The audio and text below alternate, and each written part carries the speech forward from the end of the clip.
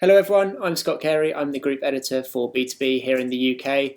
Today, I'm joined by our online editor, Hannah Williams. Hannah, you have been covering the development of 5G connectivity for a couple of years now. It's starting to become very, very real. Uh, where are we at the moment in the UK specifically from a rollout of 5G perspective? How close are we to it being a reality for people on their phones and also businesses that want to run it in their warehouses and telcos that want to run it across the country? Hi, Scott. So I'd say the UK is pretty close. I wouldn't say not yet at full coverage availability, although there has been a lot of major UK telcos that have been launching in major cities and towns, like which kind of rolled out through the whole of 2019. But so that does show that the UK is well underway of making 5G a reality. But I definitely feel like the availability is more drawn to the consumer side of things as opposed to the enterprise. Yeah, from that consumer perspective, what can people expect when 5G does finally reach their smartphone? I keep reading your work and seeing that Vodafone and EE and O2 have got their 5G networks up and running in major UK cities, but no one's actually got kind of access to that connectivity until it's enabled by their phones. How far are we from being able to kind of use that super fast 5G on our phones? Yeah, I think that's pretty while away at the moment. I've noticed that there's definitely a lot of telcos that are talking about putting it on towards phones, but because of the limitation of the smartphones that actually do have 5G available on them, it is a bit difficult. And at the moment, it seems as if like telcos are trying to test this out on different smartphones that are available for now. But with the launch of like a Samsung's new phone that came out in the US, it's still a kind of a short rollout game, and the UK is still a bit lagging behind in that case. But as I'm sure you're aware, that 5G for people is more about the speed, it's more about the performance and the reliability. So people just have to be sure that the smartphone does cooperate with that. Yeah, and we often split 5G between consumer and enterprise. Could you explain the difference there for us? Obviously, consumer very much is focused on that smartphone play, and super fast streaming on your smartphone and everything like that. And it really is just a step up from a major step up from 4G connectivity. For the layman to understand what we're talking about here. But when we talk about enterprise 5G, that's a little bit more complex, right? There's various ways that could help businesses. Could you maybe explain a little bit about enterprise 5G for us, and maybe give us an example of some areas where that might really, to use a terrible pun, supercharge their business? Sure. So it's not much different in terms of the between the enterprise and consumer. The only thing is that the 5G gives enterprises more opportunity to innovate.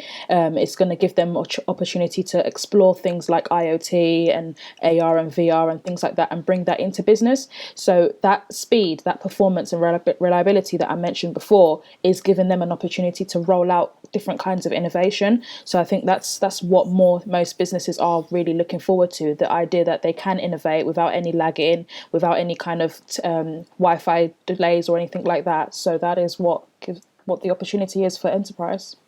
And when we talk about IoT, I think that's a good one that we can maybe bring, into the real world. We keep hearing promises of autonomous vehicles and things like that, or even just, in the warehouse, an autonomous robot going around and picking up groceries. But obviously, the connection between that and the central system needs to be really smooth. Is that where 5G really comes into its own? 100%. Yeah, I definitely agree with that. I feel like that connectivity is what is really big. I feel like if we have the IoT, as you mentioned, the robots, if we have them on ground, but there is no performance and reliability as well as the speed there to back it all up, then it won't work out.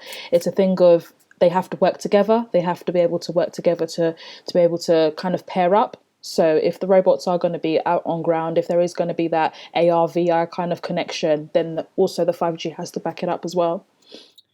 And you recently went back and updated an article that you wrote a few years ago about the history of 5G in the UK. Obviously, now that the rollout is actually occurring for the telcos, they must be really excited about this, and they can start, all competing with each other on who's got the best connectivity and stuff like that. How long a road has this been for the UK in terms of 5G, and what were the main barriers to us getting there? Was it literally, digging down into the road and getting that cable laid, and now we're finally at the end of that process? It's been going on for quite a few years, I think it, but it for the early in the early years, I think it was definitely a sense of talking about it. It was just things like putting things in plan and things like that. But I think from the late 2018 up into 2019, that's when action was really taken forth. That's when people were now actually rolling it out. There was when you'll hear about all the tests and the trials and things like that, the test beds. So it definitely is something that has started along. We've been hearing a lot about it for a few years back, but we've just seen that is actually coming into action from 2018 to 2019. Awesome. And then these people that these telco bosses must just be absolutely gutted now because they've been getting ready for this moment. They're so excited about it, and then boom, these conspiracy theories are popping up around the coronavirus pandemic and their link to 5G and 5G cell towers. Hannah, please debunk this conspiracy theory for us right here and right now. I'll do as best as I can, but honestly, I think those conspiracy theories it was just a matter of time, definitely, because it was when I was even doing my research myself, I did notice that 3G and 4G, which are previous generations, also did have conspiracy theories tied to them as well, and it's always linked to health problems as well. So I think it was 4G that there was some conspiracy theorists that said it was the cause of cancer. So it was a matter of time before something like this was going to come up for 5G as well. But what it is basically people are just saying that 5G coincidentally apparently has a link to coronavirus, which is not a surprise to me because it's like, okay, the timing kind of fits well with it. People are rolling out 5G at the moment. There are all these predictions that it's going to be fully connected by 2025.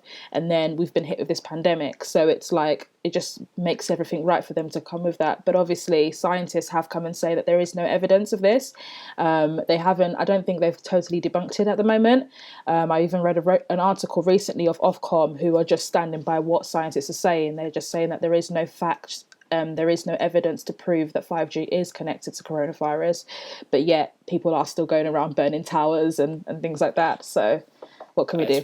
Yeah, it's wild. Yeah, no, I've seen, some of the telcos come out and the World Health Organization come out and try to, say that there's no direct link, but some, conspiracy theorists are difficult to convince otherwise. So I don't think those theories are going anywhere anytime soon. Aside from that, and obviously the pandemic is impacting everything and it is slowing down supply chains and anything that requires kind of physical work. But where do we go from 5G now? Is this going to have a serious knock-on impact on the speed of that rollout, or are we still broadly on the timeline that we were on before this hit?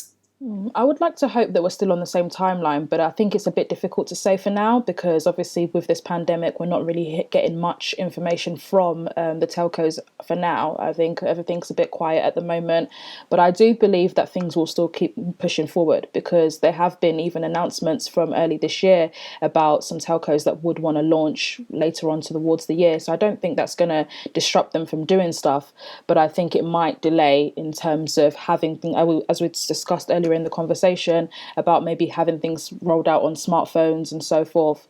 So we can see that bit of the delay there, yes. And how far ahead is the UK globally on 5G? Are there other countries that are much further ahead of the curve than us? I know that in the US they're a little bit behind on the rollout of 5G, which is maybe to be understood, because it's a country that is kind of broken up state by state. Whereabouts does the UK end up landing on that rollout kind of roadmap? Yeah, the UK is actually quite high up. I've seen some predictions and some fact sheets as well that I've read recently, and it's actually in the same kind of line, one of the top three with South Korea and China. So the UK is doing pretty well, and I believe that's based on the trials that were sent out before as well, and the fact that it's been rolled out in a lot of cities and a lot of towns as well. But we haven't yet got that full coverage in rural areas, so I think that's what makes it maybe just the third of the top three, because we are hearing that South Korea and China have got it in a lot of different of their areas. So yeah, rural connectivity is an issue that will never go away in the UK, whether it's broadband or 5G. Brilliant, thanks, Hannah. People can go and read more of your work about 5G connectivity on Computer World and Network World. But thank you for joining us. Keep safe, and I'll see you soon. No problem. Thank you for having me.